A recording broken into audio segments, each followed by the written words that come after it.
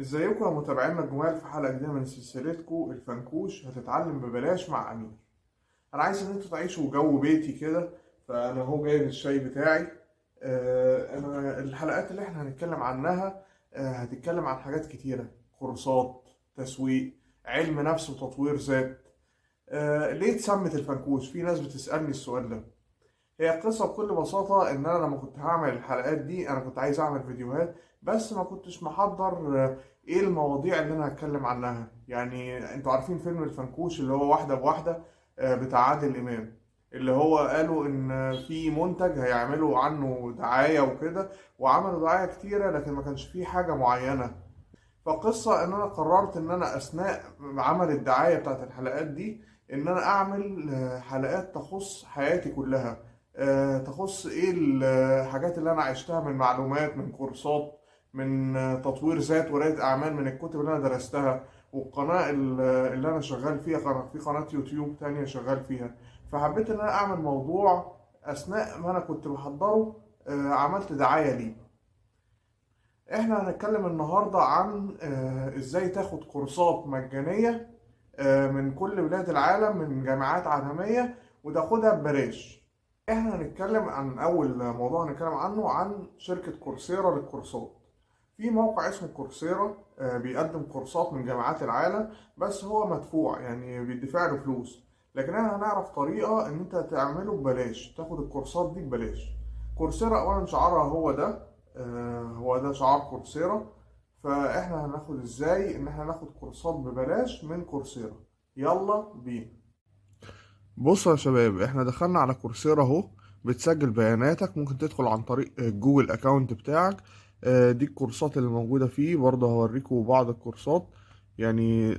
دي حاجات لشركة اي بي ام، في ام بي اي، في جوجل بروجكت. جوجل عاملة شهادات فيها اسمها جوجل سيرتيفيكيت. فيها ديجيتال ماركتنج، فيها اي تي، في بروجكت مانجمنت، في داتا اناليسز.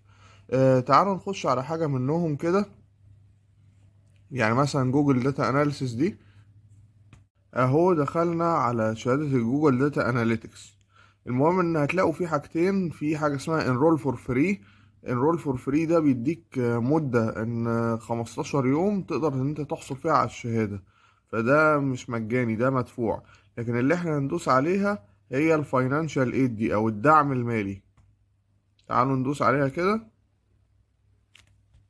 لما دوسنا على الشهادة طلع الكورسات اللي فيها. بتبقى فيها حوالي 8 كورسات أو حاجة، يعني دي مثلا فيها 8 كورسات. الكورس نفسه ب49 دولار، لكن احنا هناخده مجانا. هناخده مجانا ازاي؟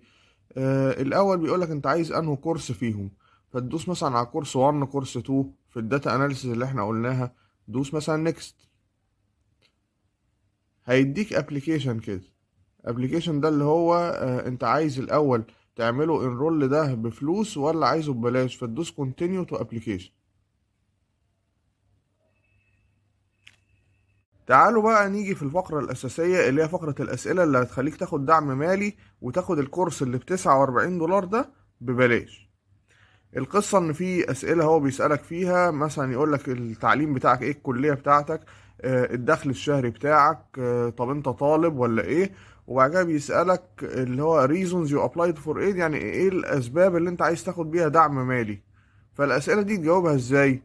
تدخل في جوجل على موقع اسمه كيفية الحصول على دعم مالي من كورسيرا. فالقصة هتلاقي موقع اسمه دكان إفادة اللي هو ده. هتلاقي مكتوب الدعم المالي من كورسيرا والحصول على الشهادات مجانا. تدوس عليه. هتلاقي لما تدخله مكتوب الدعم المالي للكورسيرا والحصول على شهادات كورسات مجانا من كورسيرا. تقوم نازل كده فيه. هتلاقي ان كاتب لك الإجابات على طول، تاخدها كوبي بيست. اهي هوريها لكم. اهي الاجابات مكتوبه مباشره، تاخدها كوبي بيست كده وتقوم حاططها في الاسئله اللي هي reason you're applied for aid، او ليه اللي حصلت على اللي هي عايز تاخد الدعم المالي ده. بس وتدوس نيكست.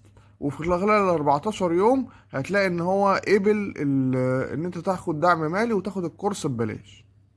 بس هي دي كل الموضوع ببساطة. انت بتخش على الكورس تاخد دعم مالي. الدعم المالي هيسألك شوية أسئلة. تدخل على موقع تاني اسمه كيفية الحصول على دعم مالي، وتدخل على دكان إفادة ده. تاخد الاجابات كوبي بيست وتحطها في الموقع بس، وتاخد الدعم المالي، مثلا كورس ب49 دولار تاخده ببلاش. شكرا، وتكون الحلقة عجبتكم، واشوفكم في الحلقات الجاية. سلام.